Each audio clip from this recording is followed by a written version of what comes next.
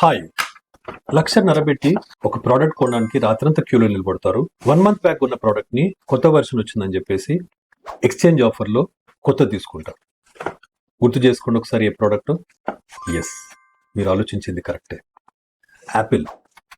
Apple iPhone. మరి ఈ phone వెనుక ఉన్న మార్కెటింగ్ స్ట్రాటజీ ఏంటి? ఎందుకు కస్టమర్స్ అంత అబ్సెస్డ్గా ఉంటారు? ఎస్, నేను ఎట్టి పరిస్థితి ప్రోడక్ట్ కొనుక్కోవాలని అబ్సెషన్ ఎందుకు? ఇది ఆలోచించాల్సినప్పుడు తప్పకుండా మనం ఒక వ్యక్తి గురించి తెలుసుకోవాలండి. ఆయన్నే స్టీవ్ జాబ్స్. అందరికీ తెలుసు మనకి. ఆయన ఏం చేశారంటే ప్రోడక్ట్ని మార్కెట్లోకి సేల్స్ చేసి మార్కెటింగ్ చేసేది చాలా ముఖ్యమని చెప్పిన ఆయన అర్థం చేసుకుని ఫస్ట్ ఏంటంటే హ్యూమన్ సైకాలజీ అర్థం చేసుకొని వాళ్ళకి అవసరమైన ప్రకారంగా మనం ఒక క్యాంపెయిన్ క్రియేట్ చేస్తే ప్రోడక్ట్ 100% సక్సెస్ఫుల్ అవుతుందని చెప్పి ఆయన ఆలోచించారు. దాంట్లోంచి వచ్చిన క్యాంపెయినే థింక్ డిఫరెంట్ అనగానే ఒక పర్టికులర్ పర్సన్ ప్రోడక్ట్ని కొంటే తనని డిఫరెన్షియేట్ చేసి చూపిస్తుంది మార్కెట్లో. అది ఎలా చేశారంటే ఎవరైతే ఐఫోన్ కొంటారో వాళ్ళందరికీ ఒక ఐడెంటిటీ క్రియేట్ చేశారు. ఏంటి అంటే ఆ ఐఫోన్ ఉన్న వాళ్ళని ఒక క్రియేటర్గా లేకపోతే ఒక ఇన్నోవేటర్గా డిఫరెన్షియేట్ చేసి చూపించారు.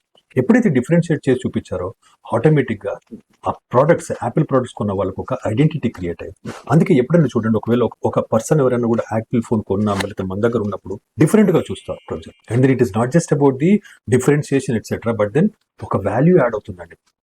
ఆ విలువలే ఇవాళ ఈ ప్రోడక్ట్ని, ఈ కంపెనీని వరల్డ్లో అత్యంత ప్రభావితమైన company and top most valued company లాగా క్రియేట్ చేసింది.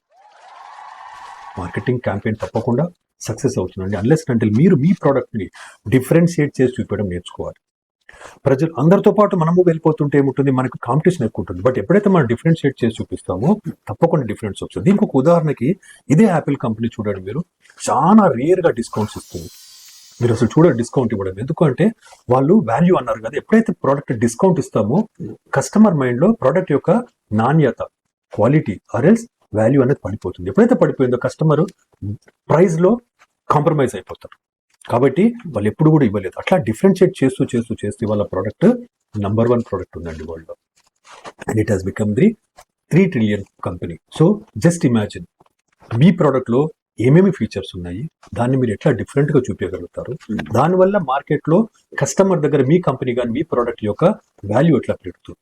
ఇవన్నిటిని సమకూర్చి ఒక స్ట్రాటజీ లాగా తయారు చేస్తే అదొక బ్రాండ్ లాగా తయారవుతుంది. ఆ బ్రాండ్నే కస్టమర్ కొంటాడు. బ్రాండ్లోనే మీకు ఫీలింగ్స్ ఉంటాయి, బ్రాండ్లోనే క్వాలిటీ ఉంటాయి.